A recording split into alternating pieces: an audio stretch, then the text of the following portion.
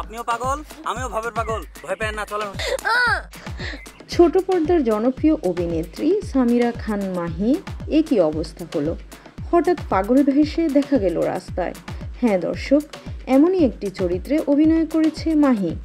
তিনি সাম্প্রতিক বকুল ফুল নামে একটি নাটকে অভিনয় করেছেন, যেখানে আছেন তার বিপরীতে আরশ খান। এই নাটকটি দর্শকদের মধ্যে অনেক জনপ্রিয়তা লাভ করে।